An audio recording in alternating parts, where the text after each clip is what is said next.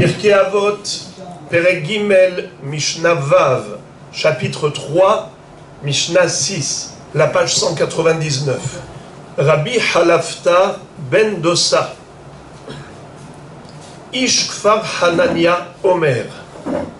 Rabbi Halafta, le fils de Dosa, qui habitait dans le village qu'on appelait Kfar Hanania. Qu'est-ce qu'il nous enseigne? Asara Yoshvim ve'oskin batora.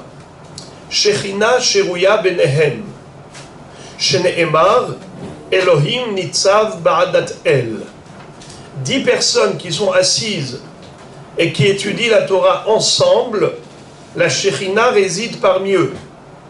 Uminayin afilu hamisha. Shene'emar va'agudato al eretz yesadah. D'où sait-on que même s'ils étaient 5 personnes, alors la Shechina réside parmi eux, quand ils étudient la Torah, comme il est écrit, Va'agudato al eretz yesada. Alors, pour l'instant, je n'explique pas, juste je traduis. L'explication sera donnée juste après pour nous dire comment, à partir de ces psukim, on peut retrouver les nombres. On parle de 10, de 5, et maintenant on nous dit Uminayin afilu shelosha. Si on était 3 personnes à étudier la Torah ensemble, également, on méritera d'avoir la Shechina parmi nous. Shene'emar bekerev Elohim ishpot. Uminayin afilu shnaim. Et d'où sait-on que même 2 personnes qui étudient en chavruta, en binôme, la Shechina réside parmi eux, chez Ne'emar. Az nidberu yir'e Hashem ish el re'ehu vayakshev Hashem vayishma. Et enfin, la Mishnah conclut. Uminayin afilu ehad.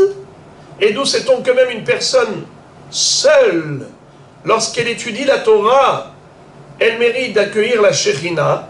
Chez Ne'emar bechol hamakom asher azkir et shemi avo elecha uberachticha. Alors je voudrais d'abord essayer de comprendre comment est-ce que chaque pasouk fait référence à un autre nombre. 10, 5, 3, 2, 1. Mais avant d'étudier cela, il faut comprendre. Si la Shechina réside même face à une personne solitaire qui étudie la Torah, alors, à plus forte raison, s'ils sont 2, a fortiori, si elles sont 3, à plus forte raison, 5 et 10, n'en parlons pas. Alors, quel est l'intérêt de nous dire, la Shechina réside parmi 10, et même 5, et même 3, et même 2, et même 1 Vous avez compris la question. C'est que, Bevadaï, qu'il y a ici différents niveaux de Kabbalat Pene HaShechina.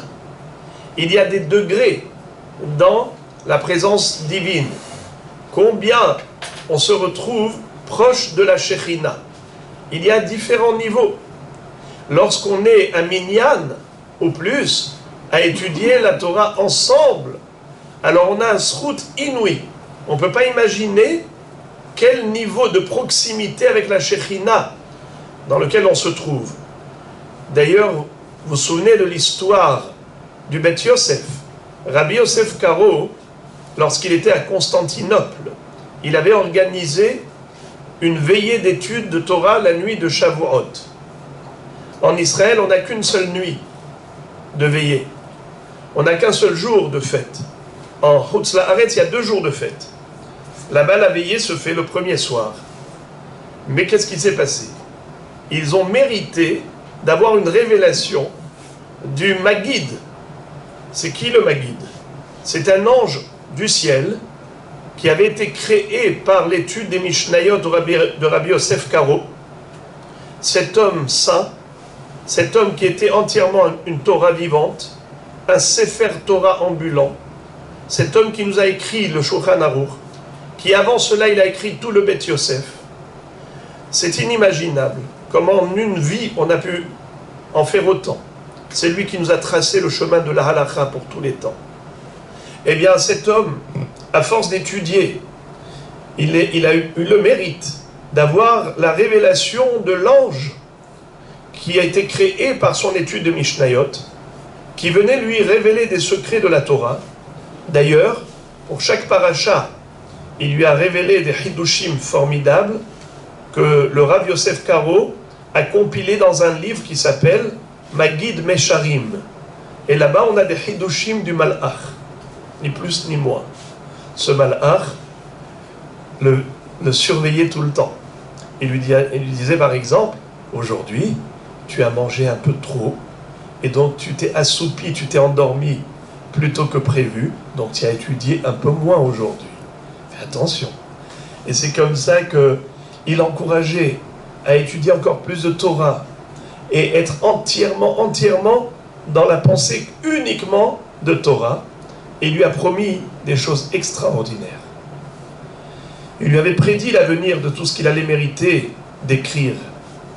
Eh bien, figurez-vous que cet ange, qui généralement ne se dévoilait qu'à Rabbi Yosef Karo, la nuit de Chag HaShavuot, quand le Rav était entouré de ses élèves, eh bien il s'est révélé à minuit, à Hatzot. La pièce s'est remplie de lumière et on a entendu une voix angélique émaner de la bouche du Beth Yosef.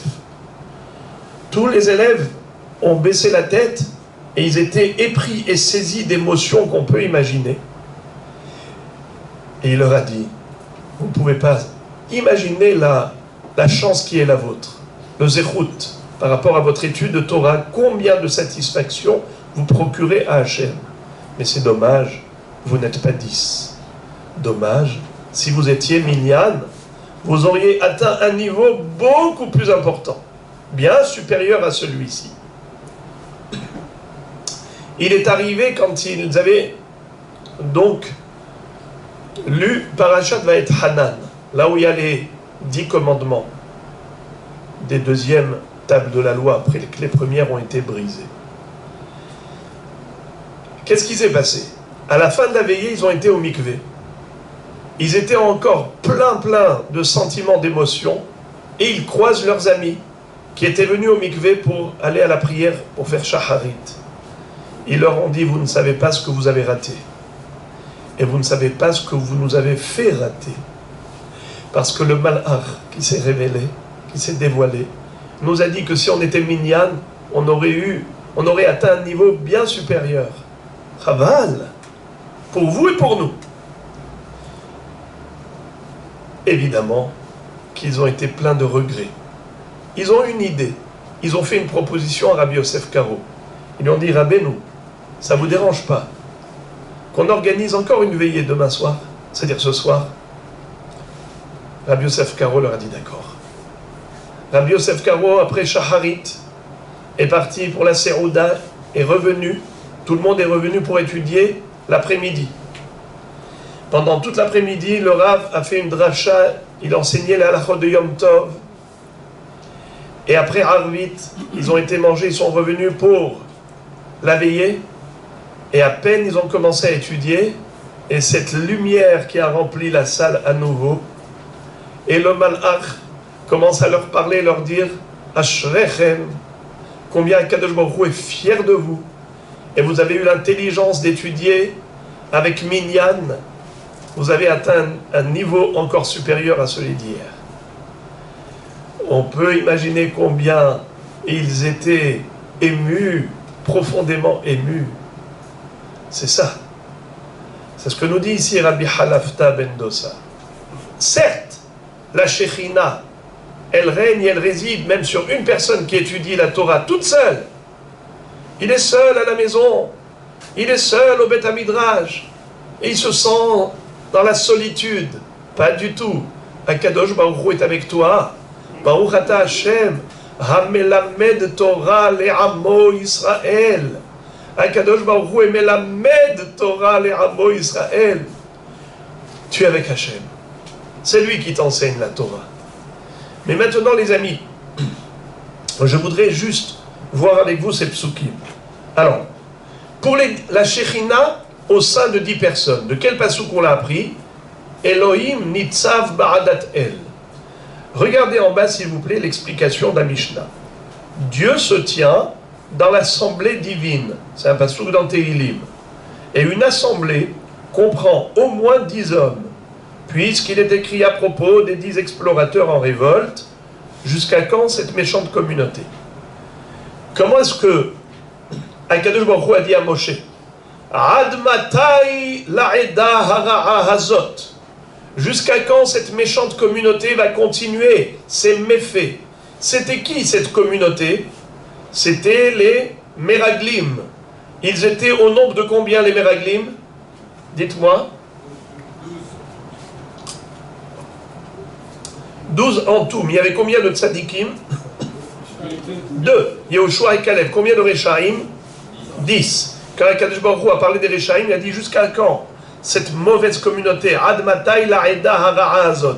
Et là-bas, ils étaient 10. Puisque Yehoshua et Caleb, c'était des tzadikim. Donc de là, on apprend que Eda égale 10 personnes. Elohim nitzav ba'adat el, Dieu réside au sein d'une Eda, c'est 10 personnes au minimum. Ensuite, je tourne la page 200. Et d'où savons-nous que la Shekhinah réside même sur 5 hommes qui étudient la Torah? De ce qui est dit dans Amos. Le prophète Amos, il est écrit, il a bâti dans les cieux ses degrés, et sa poignée, il établit sur la terre. Va agudato al eretz yesada. C'est quoi Aguda? Le Très-Haut descend sur la terre quand une poignée d'hommes, c'est-à-dire 5 personnes, étudient la Torah. Une poignée. Aguda, c'est une poignée. Dans une poignée, il y a combien de doigts? 5. Voilà d'où les Tunisiens tirent le khamsa.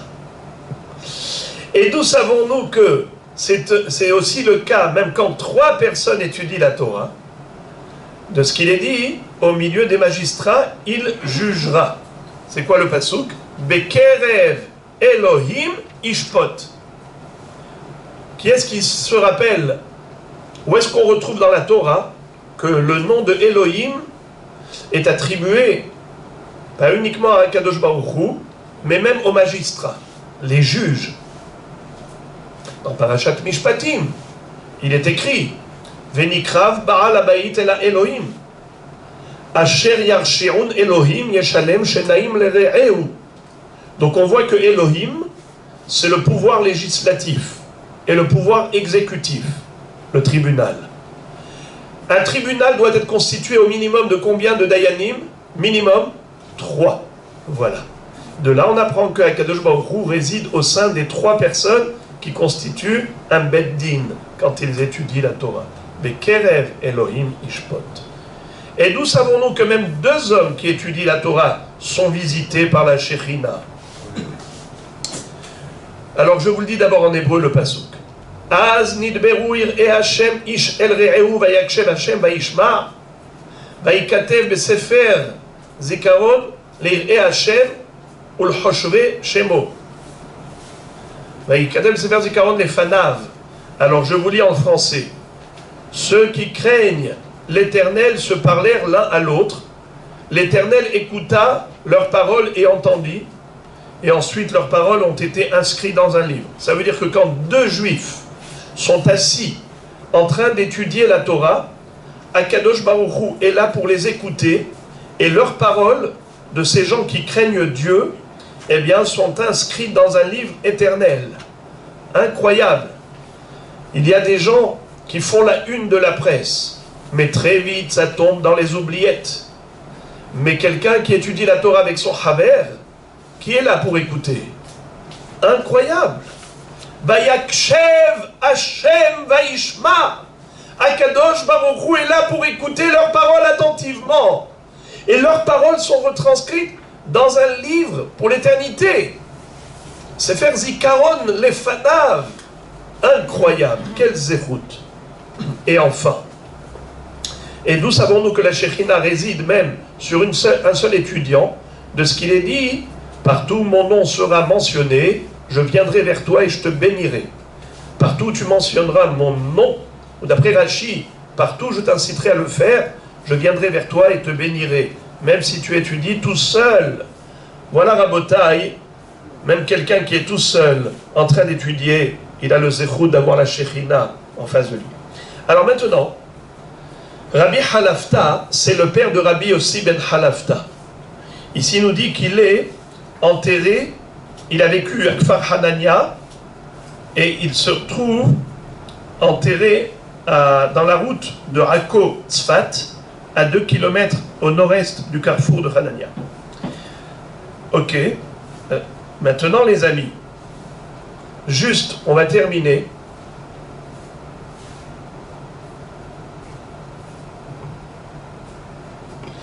Regardez une histoire, en bas de la page 200. Le Midrash Tanhuma raconte: un Talmid Chacham fit un voyage en mer avec des commerçants qui se vantaient de leurs marchandises. Ils avaient des tissus de premier choix, des pierres précieuses et des perles. Quand ils lui demandèrent « Où est ta marchandise ?», il répondit « Ma marchandise est plus précieuse que la vôtre. » Ayant fouillé le bateau sans rien trouver, ils commencèrent à se moquer de lui. Au cours de la traversée, ils furent attaqués par des pirates en mer, qui prirent tout ce qui se trouvait sur le bateau.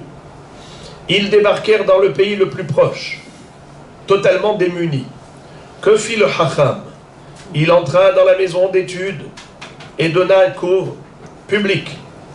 Plein de respect pour sa sagesse et son érudition, les habitants le nommèrent rabbin et assurèrent sa subsistance.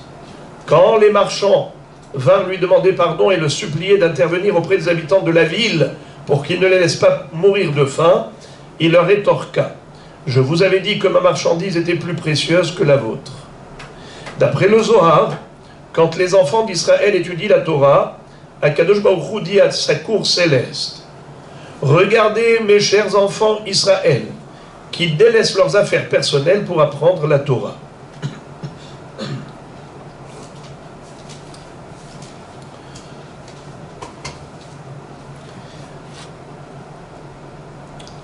À la fin de cette page 201, il conclut en disant: bien que c'est important d'étudier seul, mais mieux vaut être nombreux, d'étudier en groupe. Parce que quand on est seul, on peut se tromper dans sa compréhension et on ne se rend pas compte. Alors que quand on est ensemble, l'esprit critique fait que mutuellement on s'aiguise. Ce qu'on appelle la critique constructive. Chacun va donner son opinion et c'est comme ça qu'on arrive au émet. Alors que quand on est seul, on peut faire erreur. À la fin, il nous dit comme ça, à propos du verset des Barim, Asket ou Shema Israël, fais silence. Asket, écoute Israël. Les sages ont expliqué. Has vekatet, asu kitot, constituer des petits groupes, kitot, pour apprendre la Torah, car elle ne s'acquiert qu'avec des compagnons d'études. La Gemara Brachot, page Samer Gimel. C'est-à-dire que asu kitot, hasket ou Shema Israël, c'est la contraction de ces deux mots, hasket. Asu, parce que le he et le aïn peuvent permuter. Ce qu'on appelle otiot groniot. Aleph, hechet, aïn. On a dans les 22 lettres de l'alphabet différentes sources. On peut parler avec la gorge, c'est aleph, hechet, aïn. On a des lèvres qui sont labiales, avec les lèvres. Boumap. Boumap. N'est-ce pas? On a des lettres qui se prononcent avec les dents. Zas, sharatz. On a avec le lachon. Dat, lanat. Et on a celle avec le palais. Gichak. Et 22 lettres. Et donc les lettres qui sont de la même source, la même racine, peuvent permuter, échanger, interchanger. Alors, Aleph, He, Het, Aïn, on peut permuter. Hasket, c'est Asu Kitot, parce que le He, je le remplace par Aïn. Faites des groupes, constituez des groupes. Voilà, Baruch Hashem Rabotai, on a mérité cette année d'étudier ensemble et de se retrouver, Baruch Hashem, le matin et le soir, à partager l'étude de la Torah. Et on a pu ressentir la présence de la Shekhinah qui nous a accompagnés, puisque d'en arriver là, Rodou Hashem Kitov, à retrouver une communauté vivante, vivante en Torah, en Tfila, en Kdusha, en Simcha, en toutes sortes d'événements heureux et moins heureux, c'est sûr que c'est grâce à la Shekhinah qui réside parmi nous. C'est grâce à chacun. Chacun est porteur de ce zéchout qui attire la Shekhinah. Comme dit le Kliakar, Shuva Hashem, Rivevot Alfe Israël. Akadosh Baruch Hu règne et réside au sein des myriades et milliers d'Israël. Une myriade, c'est 10 000 personnes. Des myriades, c'est le minimum du pluriel, c'est 2. 2 fois 10 000, c'est 20 000. Alfe Israël, un millier. Quand on dit des milliers, c'est 2000. Donc ça fait 22 000 personnes. La Gemara nous dit En ha-Shechina shora bepachot mishte revavot ushne alafim Israël. La Shechina ne peut pas résider si on n'a pas 22 000 personnes au minimum au sein d'Israël. Baruch Hashem, on est des millions. Mais c'est pour dire, dit le Kliaka, si Has ve Shalom, il n'y avait que 22 000 personnes moins une, il n'y a pas de Shekhinah. Donc un juif, une personne, peut attirer la Shekhinah. C'est dire l'importance de chacun, ici présent, à participer au Limud HaTorah et au Tfilot. Que Akadosh Baruch Hu nous aide